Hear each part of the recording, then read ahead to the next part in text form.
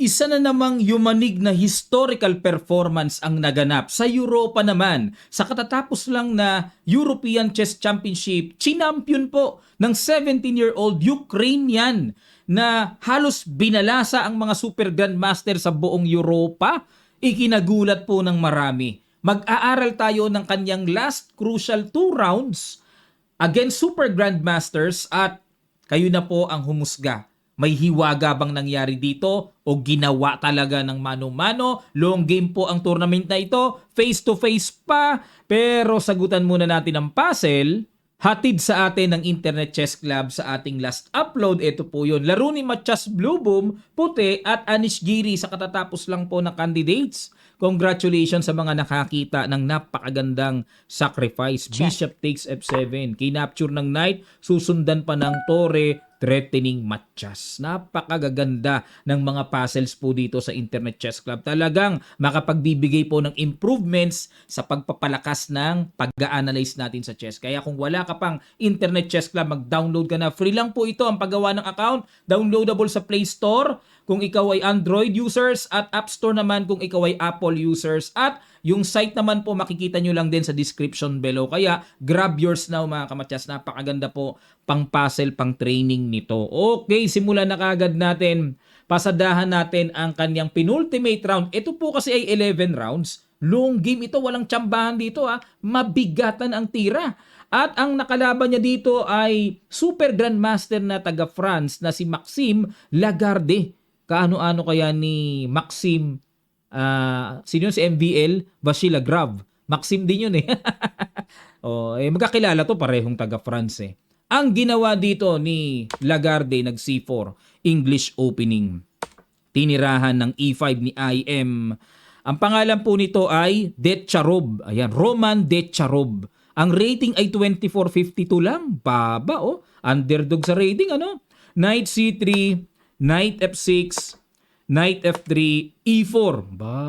Atakador ka agad ah. Dito po madalas ang nakikita natin sa mga higher level, nagda-Knight C6. Develop lang tapos ay para masuportahan. Pero dito, medyo kakaiba ito ah. Nag-E4 kagad, Knight G5, C6, sacrifice ng isang pawn? Kinain, 1 pawn down kagad. Patay tayo dito. Kain-kain, D5. Ang aga ng pakain, gambit ba talaga yun? Kinain-kain and Knight G3. Pero marami pong record dito mga kamatyas. Kung tawagin pala ito ay 2 knights variation ng English opening. Pakain ka agad isang pawn? Baka naman ang kapalit ay superb developments. Tingnan natin. H5, ang idea po ay mag-E-H4 para atakihin ang knight. Gambitero pala itong IM na ito, no? Nag-E3, H4, Knight E2, Knight C6, D4, okay? Queen F6. Puro kakaiba ang tira. Talagang masasabi ko po, extraordinary, ano? Kasi dito madalas i-develop ang bishop, di ba? Bakit queen kagad ang nilabas? May threat ba doon? Knight C3, tiniret ang pawn D5. Queen G6! Ano na ito? Blitz ba to? Long game naman to ah. Pinapakain na naman ito. Ha? Halos ibigay lahat ah. Nag F3. Teka muna mga kamatyas, Preno muna tayo. Pag kinain ang pawn sa D5, ano meron? Ibalik ko lang po doon mga kamatyas, Ito ang sakit ngayon ng chess.com pagka nililipat sa analysis, bumabalik sa une. Ito yun, Knight takes D5. Bishop D6 lang daw. Parang wala lang dami ng pawns Lalim naman ang preparasyon. Pero equal lang kahit 2 pawns pero kitang-kita naman po ang pagka-superb developments ng mga pyesa ng black. Yun ang kapalit. Pero kakatakot pa rin. 2 pawns na yan. Grabe, gravity ito mga kamatyas. Balik tayo. Gravity. Bumabalik talaga, Pagtiyagaan na po natin. Kung binabalik niya, i-move lang natin, Nag F3 lang dito si Lagarde. Okay. Tamang duda, Ayaw kainin. Bishop D6. Sa'yo na yan. Sa'yo na yan. Ano, ganito na ba talaga chess ngayon? Ayan, bookline pa to, no? King F2. Oh. Ito po, hindi novelty. Bookline pa, ang dami pang naganap. Ba't ako lang yata parang naninibago, no? Unfamiliar kasi to, no? Kasi po dito mga kamatyas, pagka kinain kasi, oh, ito po may ganun, may kain doon. Ito madali nang unawain, may kapalit talaga. Imagine niyo po, knight takes d5, bishop takes h2, pag kinain, may queen g3 check, kuha yung tore. O, maliwanag, no? Kitang-kita, may tactics doon din, queen g3 check, kuha tore. Sana po na i-imagine nyo po, no? So, kaya dito, nag-king f2 sa theory nito or sa bookline. At dito mga kamatyas, boom! Panis! Natatawa talaga ako. Para bumabalik yung kasiyahan ng nanonood tayo kay Meow Meow, no? Dati. Ano? Kamot ako di Makati, oh. Ang lapad ng noo ko, nakakamot ko eh. Teka muna, Bishop G3 check. Kasi pag kinain yun, yung kanina, no, kain, check, bababa lang, no? So, baliwala yung gambit na yun. So, Bishop G3 check. King G1. Oh, paglilinaw lang uli mga kamatyas para maliwanag, ano? Pag kinain kasi ito, may kain ng pod. O di, paano ngayon yan? Tapatan ng tore. Tendency, dito na lang pupunta yan. Kakainin ng tore. Losing na rin kasi ang pangit ng king sa gitna, no? O, kuha pa yung tore. Ngayon, kung bababa naman doon, lalong pinabilis po ang hukay. Ayun, no? Napadali ang hukay. Matyas.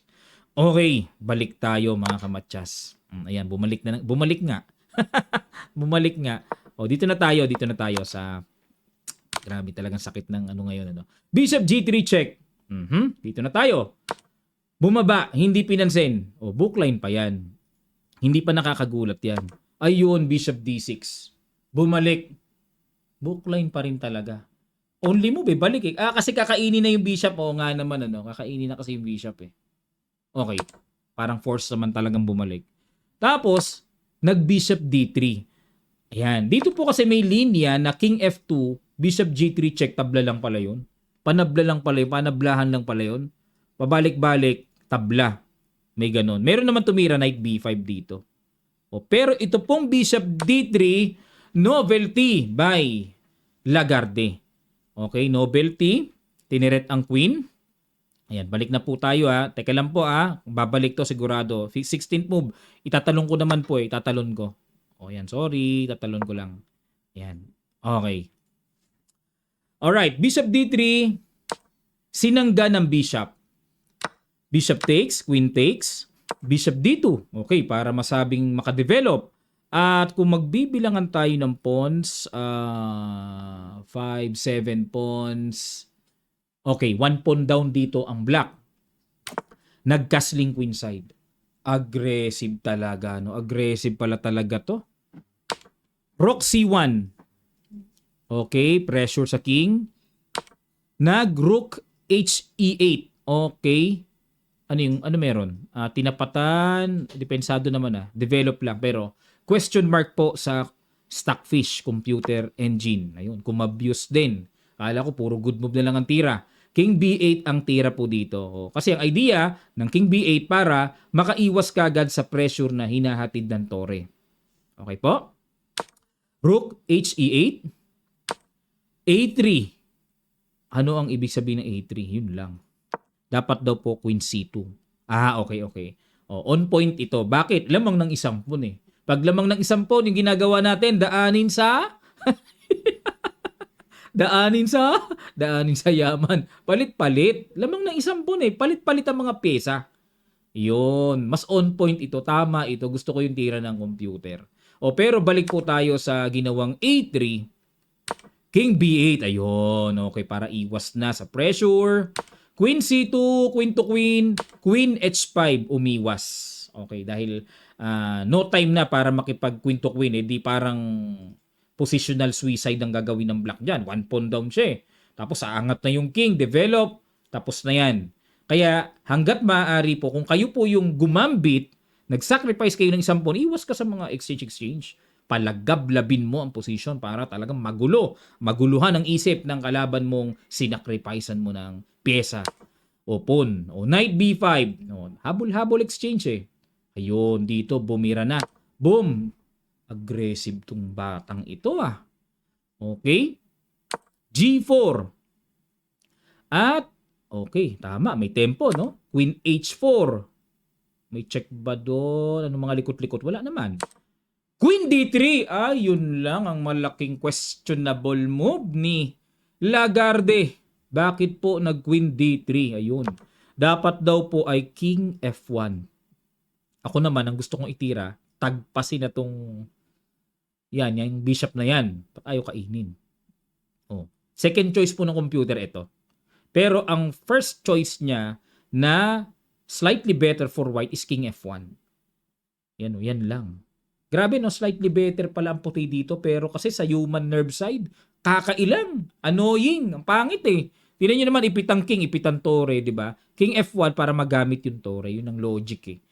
Pero ako talaga gusto kong kainin na yung bishop sana. Pero dahil nag-Queen D3 mga kamatsas, ano kaya sa palagay nyo ang super brilliant move na binitawan po dito ni Decharov? Grabe, bagong lodi ko na to ngayon ha. Brilliant move mga kamatsas. Pakiguess nyo sa ilang sandali lang, tutuloy kaagad natin. Start.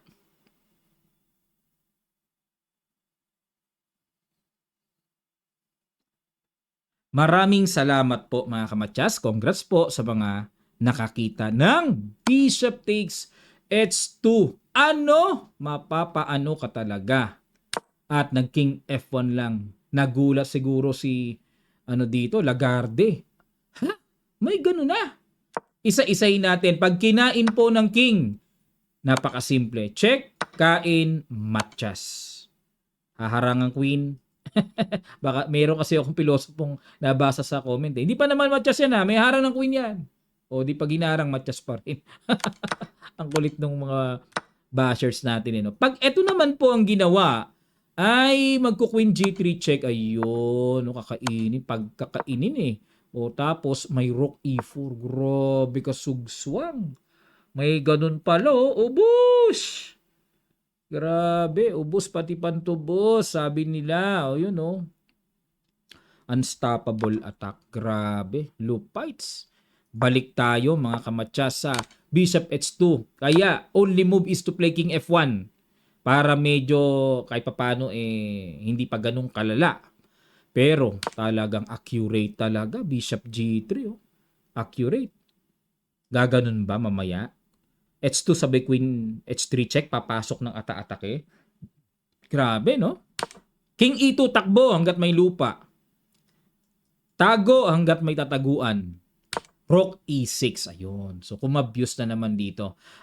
Kumbaga, andyan na talaga, no? Yung nga lang sa ganitong posisyon, ang laging challenge is paano itutuloy, paano susustain, anong mga kasunod. Yan ang mahirap talaga sa over the board, mga kamatsas. No? Talaga mahirap. May pressure pang involved. Ang tira daw dapat dito ay A6. Paalisin muna ang knight. Yan. Pero magulo. A6, sabay may mga rook takes. Knight, aray! Naku po, sakit sa ulo ng mga ganong linya. No? Kaya siguro nag-rook E6. Gets ko na. Kaya nag-rook E6 na pressure. Natatanaw dito ni IM Decharov na pwede siyang sacrificean. Okay, na-gets ko na yung psychological behind the move mga kamatsas. Kasi may psychological part kasi lagi per move, no? Yun ang dapat nating i-analyze. Bakit niya ginawa yun? Saan siya naiilang? Di ba? Nag-rook F1. Sa kagustuhan pong masangga ang mga paparating na hindi inaasahan, nag-rook F1. Unang tingin parang syempre nakayakap sa king na tipong parang feeling safe ang king kasi nandiyan ang tore. Pero hindi gusto ng computer ang tira na yan. Ang gusto po ay king D1, itakbo mo, itago mo kung maitatago mo na. Yung king, imagine niyo pag ang king nasa A1, safe na safe. 'Di ba? Ayun na, ganun na. Kaya nga tumatakbo yung king kaso parang nag-aaksaya pa ng tempo nag-rook F1 pa H2, takbo. Queen H3, init na init naman si Decharov na manuot ng manuot, gawa ng gulo-gulo, pero over-aggressive. Parang wala pong mangyayari kahit na ilagay dyan. Yung king kasi ang layo na. 'Di ba? Parang walang sense Dapat daw po ang on-point move dito is Rook C8. Ayun, imagine niyo po, no? Rook C8 in preparation na yung king ay hindi lubos-lubos na makatakbo. Pag Rook C8, subukan lang lumanding ang king sa C file, mayroong knight B4, check, discover, then makukuha yung queen. Makuqueenless po. So hindi pala parang ang tirang Rook C8 idea ay wag bigyan ng kalayaan ang white king na makatago talaga ng ganun-ganun lang. Okay, pero nag-queen H3 eh. B4, yun naman ang hindi pa rin nagustuhan dito. Kasi pag B4, oo nga, yan nga yung sapat na room para pang shield, pang tago ng king. Binubuka pa. Eh pag nagpunta yung king dyan, nakaangat ang shield mo, baka ma-expose din yan. 'Di ba? Parang yun ang question dito eh. Okay, knight E7, knight C3. Okay, para makatawid na, no? Tatawid na. F5, basag. Okay. Atake, G5, F4, basag. Nakakatawa, ano? E4, samantalang si baliktad eh, no? Yung GM ang pinauulanan eh. Oh. Bakit pag kinain itong sacrifice pawn? Sige nga. Pag kinain, ano kasunod? Ganon. Square clearance. Push, then use the F5 square. Square clearance pawn tawag dyan. Okay, okay. Ganda, no? Ganda ng mga bitaw ni IM, ah. Lupay sa. Kinain, at nag-queen G4, check. Oh. 'Di ba? Kumakabuse din, may mga bad move ang binibitawan eh. Kasi baka mamaya isipin ng iba, coach, nakakapagtaka, parang bakit nag-champion yan? IM lang, underdog pa sa title. Baka naman merong something yan. Oh, pero nababad move din eh. Nababad move din eh. Ang accurate naman po dito ay Queen H4. Para simpleng kuhanin lang to. Grabe, no? Ano kaiba ng Queen G4 check? King C2 takbo, bad move din. Dapat po ang tira daw is Queen F3. Harang. Okay. Pero nag King C2? Aba, Knight G6. Pahinog muna dito. D5. Okay, para maka-counter. Pasok ang knight dahil bumuka ang E5 square. Queen D4 at nag-rook E7. Tiyaga muna. Yun nga lang dito, napakatibay kasi yung dalawang pawns, no? Nag-king B3. Knight F3 pasok double. Queen D3. Tinagpas na po ang bishop. Kain at sinimplihan na lang ng ganon. Okay. Kahit na merong center pawns dito ang puti, yun nga lang mga kamatyas, yung pawn kasi naihatid na doon. Malaking factor kasi kapag ang pawn mo, naihatid mo na sa ganyan, isa sa mga pyesa o kung minsan maraming pyesa ng kalaban maiipit sa ilalim, wag lang makapromote ito. Matatali ng abala. Abala yan eh. Kaya maganda po yun, oh. Sa inis ni Lagarde, kinain na eh. Takes, at nag-rook F7. Tiyaga muna. Depensa. Rook D1. Ayan, focus lang na maitulak-tulak mamaya. Pero hindi pa maitulak, may queen. Queen E5. D6, ha? Pakain. Okay. Pag kinain ito, kain. Rook C8 lang ang ginawa. Kasi po mga kamatyas, pag kinain ito po laman, may Queen H8. Check. Aangat dito, tapos may Knight D5. Check. Makakagulo. Halimbawa, napamali pa, mag King D7, Queen B8. Ayun, may mga gulo-gulo. O, diba? Kaya kailangan alisto tayo lagi, mga kamatyas, sa outcome ng mga bagay-bagay. Para maingat hanggang dulo. Balik tayo mga kamatyas. Nag-rook C8, tineret ang knight. Rook D3, depensa muna. Rook D7 para kukuhanin na yung overextended pawn. Queen D2, dinoblihan ang depensa. At nag-rook C8. Tinatlo na ang atake. Rook D5 at dito po mga kamatyas, huling bitaw ni IM Decharov. Rook takes pawn na pala. At naparesign ang kanyang kalabang Super GM sa penultimate round. Grabe, itong si Maxime Lagarde. Marami pong tournament sa Europe, pinagcha-championan yan, pero nabingwit niya. Nabingwit, ano? IM sa GM. 2,600 to 2,400. Halos close na rin 2,500, no? Pero ang layo pa rin ng rating eh. Ito pong last round, mabigatan ito mga kamatyas. At itong last round talaga ang crucial na hindi sa tabla, nagkapisakan eh. Tingnan natin mga kamatyas. Ang kalaban niya dito hindi biro. Si David Anton ng Spain. Malakas yung David Anton na yan, mga kamatyas. Hindi biro yan. Dumadali rin ng mga top 10 players yan. At sa chess.com, malakas ang performance lagi niyan sa Title Tuesday. Pero ito face-to-face, tinirahan ng E4 ni IM Decharov. Nag-E5 si Anton, Knight F3, Knight C6 at Ruy Lopez ang pinasok. A6 classical at nag-Bishop A4, Knight F6. Castling, Bishop E7. So, very simple po ang opening na to. Murphy, close variation. D3, okay? Simpleng suporta lang. B5, Bishop B3, at nag-D6. Ayan. Grabe na po. Milyon na ang naging laro sa ganitong Ruy Lopez. No? Talagang very common. At noong panahong una pa, talagang bugbog na ang Ruy Lopez. Hanggang sa panahon ngayon, Ruy Lopez pa rin talaga. C3 para may tataguan ang bishop pag inatake po ng knight. At para may D4 na rin. Kinaslingan. H3. Yun, para walang bishop G4. Nag-H6 din, ganun din, no? To protect the G5. At nag-knight B2. Rook E8, Rook E1. Develop, prepare lang sa sentro. At dito nag-bishop F8. Okay, buklay na buklay. Knight F1. Maneuver, ilalagay po yan sa G3. Nag-bishop E6 para tapatan na ang strong bishop. At nag-A4. Ayun, dito po lumabas. Pero common sa akin itong pattern na to. No? Ginagawa naman talaga sa Ruy Lopez. Pero sa pagkakataong ito, yung tirang yan ay novelty. Wala po sa libro. Wala sa history. Dahil ito na yung mga naganap. Ito yung pinakamarami. Kinakain talaga yon. Pangalawa, Bishop C2. Pangatlo, Knight G3. Pang-apat, Knight E3. At ngayon pa lang naganap ang tira ni IM Decharov. Novelty, A4. Kinain ang bishop. Queen takes B3. Ayan, nalagay ko lang po sa analysis mode. Babalik lang po ito ha. Babalik ko kagad. Nasa 14th move. 14th move. Ayun, Queen takes B3. Bumabalik eh. Knight A5 inatake ni GM ang Queen. Atras lang. At nag C5. Yan naman ang kung kayo ay Ruy Lopez sa black, no, yung gantong pattern, magda Knight A5. Tapos yung C7 ay ginagamit going to C5 para makadagdag ng control sa D4 square, mga kamatyas. At nag-Knight E3, okay, control sa important squares. Queen C7, okay, very common ang pag-angat ng Queen to connect the rooks. Develop. Knight H2, pupunta yan sa G4. H5, pinigilan ni GM. G4, ayan ang medyo kakaiba na dito. Okay, sinalubong ng pawn. Nag C4 lang.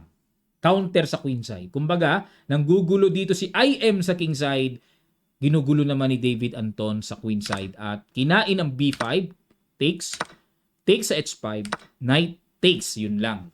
Kung ako po black, parang mapapakain din talaga ako. Kasi unang-una, pagkakain, merong magandang square sa F4. Yun lang, mga kamatyas. Dapat daw po ang tira is Queen B7.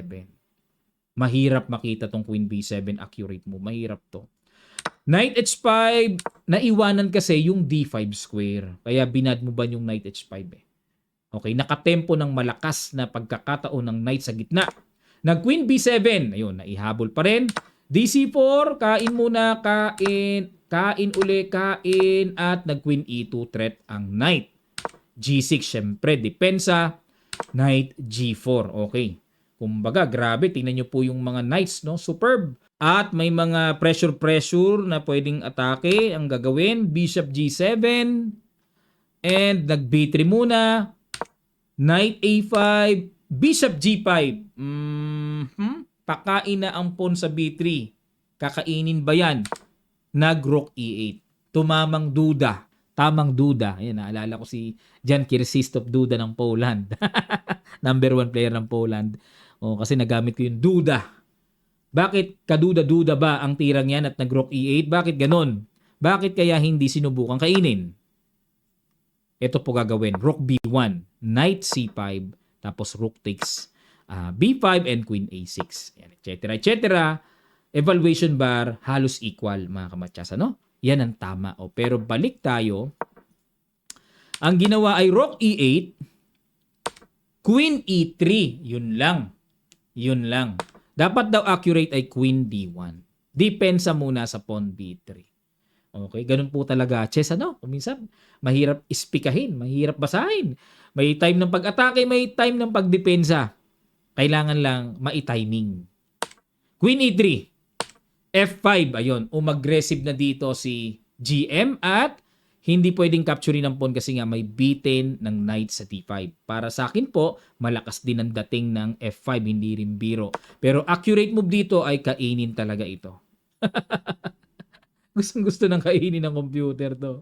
O pero nag F5 muna, Rook A1. Ayan na. Ayun, nagkaroon ng timing ano. Kasi kung kakainin po ang pawn sa B3, may Rook A7.